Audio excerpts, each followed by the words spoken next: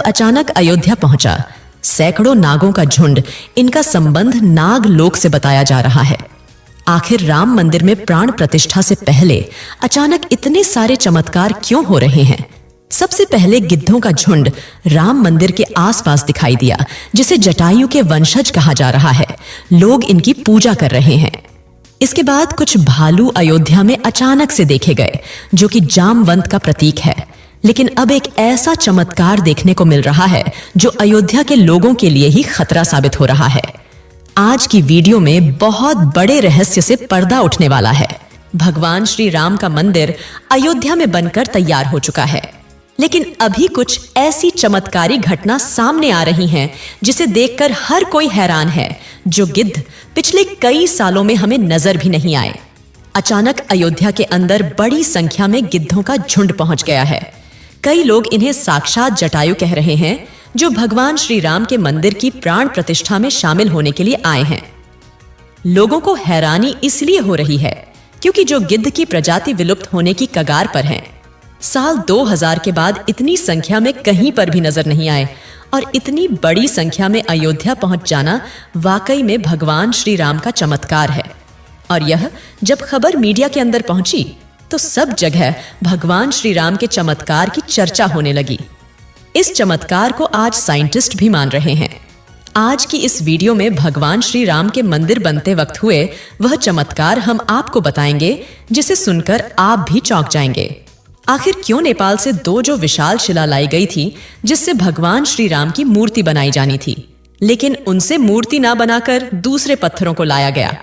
Video शुरू करें उससे पहले कमेंट में जय श्री राम जरूर लिखें। भगवान श्री राम का मंदिर अयोध्या में बनकर तैयार हो चुका है। 22 जनवरी को राम लल्ला की प्राण प्रतिष्ठा की जाएगी, लेकिन उससे पहले ही चमत्कार के ऊपर चमत्कार देखने को मिल रहे हैं। सबसे पहला चमत्कार तब हो गया जब लोगों को अचानक जटायु के वंशज गिद्ध आसमान में उड़ते दिखाई दिए। यहां तक कि भगवान श्री राम के भक्त इन्हें राम मंदिर की प्राण प्रतिष्ठा में आए मेहमान मान रहे हैं, क्योंकि पिछले कुछ सालों में यह प्रजाति विलुप्त सी हो गई थी। लेकिन राम मंदिर की प्राण प्रतिष्ठा नजदीक आते ही अयोध्या के आसपास बड़ी संख्या में गिद्ध आ पहुंचे हैं। लोग इस करिश्मे को देखकर पूजा भी कर रहे हैं, क्योंकि गिद्ध ऐसा प्राणी है जो भारत से विलुप्त हो चुका है। ऐसे में प्रभु श्री राम की प्राण प्रतिष्ठा से पहले ही वह कैसे दिखे, इसे लोग भगवान का चमत्कार मानकर पूजा कर रहे हैं। अब दोस्तों, यह इतनी बड़ी बात कोई संजोग तो नहीं हो सकती है। दोस्तों, कुछ बुद्धिजीवी लोग रामायण के होने पर ही सवाल उठाते हैं। उन लोगों का मानना है कि रामायण असल में एक कहानी थी। मगर दोस्तों, आज भी रामायण से जुड़े हुए कई सारे ऐसे सबूत मौजूद हैं जो हर किसी को मानने के लिए मजबूर कर रहे हैं। भगवान राम ने जो पुल बनाया था लंका जाने के लिए, वह आज भी मौजूद है। उसे वैज्ञानिकों ने भी माना है। वैज्ञानिकों ने उसे देखकर कह दिया कि यह कोई प्राकृतिक नहीं है, बल्कि यह इंसानों द्वारा बनाया गया पुल है, और जिस जगह पर वह पुल बनाया गया था वह आज भी उसी जगह पर मौजूद है। उस समय भगवान श्री राम ने अपने चमत्कार से पत्थर को पानी के अंदर तैरा दिया था, और उन तैरते हुए पत्थरों पर कदम रख के वानर सेना लंका में गई थी। दूसरा सबसे बड़ा सबूत खुद रावण की लंका है। रावण की लंका आज भी मौजूद है, और यह चमत्कार भी बहुत बड़ा सबूत है। जटायु गिद्ध प्रजाति से ताल्लुक रखते थे, वहीं जटायु भगवान श्री राम के परम भक्त थे। दोस्तों, जटायु और भगवान श्री राम के बारे में रामायण में भी कई बार हमें जिक्र मिलता है। त्रेता युग में जब भगवान श्री राम को अपने पिता द्वारा वनवास का आदेश मिला था, तब पंचवटी में भगवान श्री राम की पक्षीराज जटायु से मुलाकात हुई थी। पक्षीराज जटायु माता सीता को अपनी पुत्री के समान मानते थे। दरअसल जब रावण माता सीता को हरण करके ले जा रहा था, तब जटायु ने ही लंकापति रावण को सीता माता की रक्षा के लिए युद्ध किया था। वही जटायु जिन्होंने अपने पंखों से रावण को बहुत चोट पहुंचाई थी। रावण के शरीर को जटायु ने लहूलुहान कर दिया था। इस संघर्ष में जटायु ने अपने प्राणों की आहुति दी थी।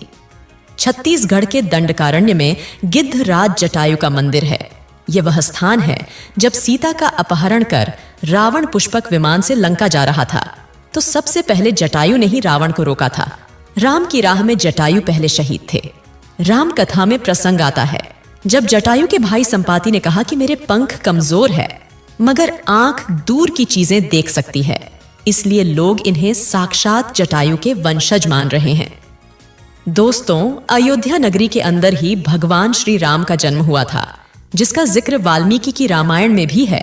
सालों तक चले राम राज्य के बाद जब श्री राम ने जल समाधि ले ली तो अयोध्या नगरी सुनी हो गई। पौराणिक मान्यताओं के अनुसार उज्जैनी के राजा विक्रमादित्य जब यहाँ आखेट करने आए तो उन्हें उजाड़ भूमि पर कुछ चमत्कार दिखाई देने लगे। खोज की तो पता चला कि यह श्री राम की जन्मभूमि है। इसके बाद उन्होंने यहाँ श्री राम के भव्य मंदिर का निर्माण कराया, जिसमें काले रंग के कसौटी पत्थर वाले चौश स्तंभ थे।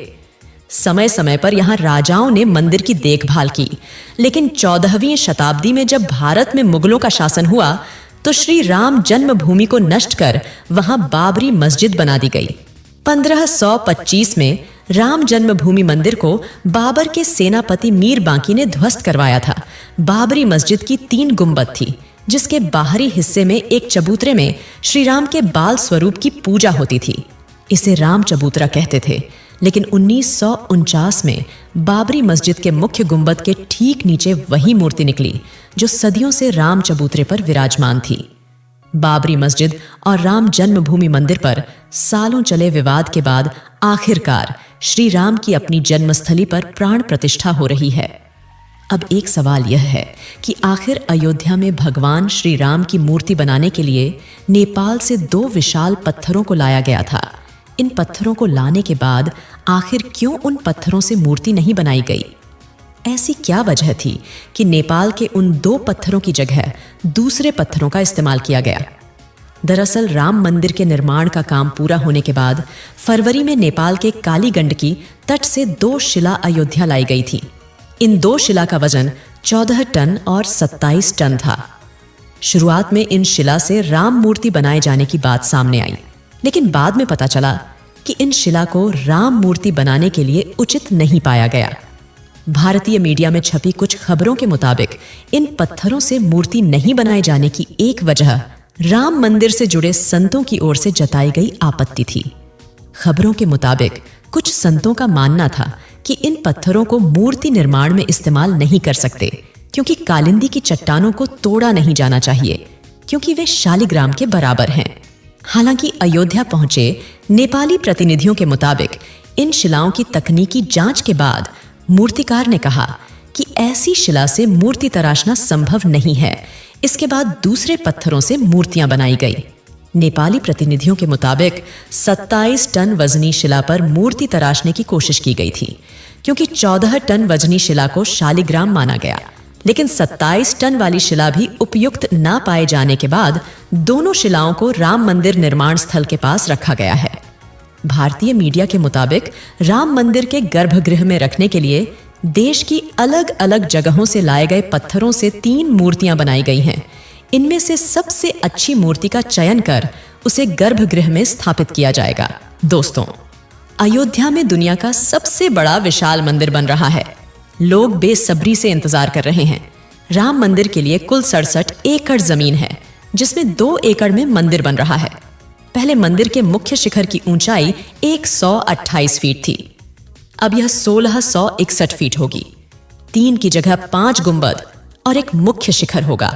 वैसे तो साल 2020 में ही काम शुरू कर दिया गया था। प्रधानमंत्री नरेंद्र मोदी ने 5 अगस्त 2020 को अयोध्या में राम मंदिर की आधारशिला रखी थी।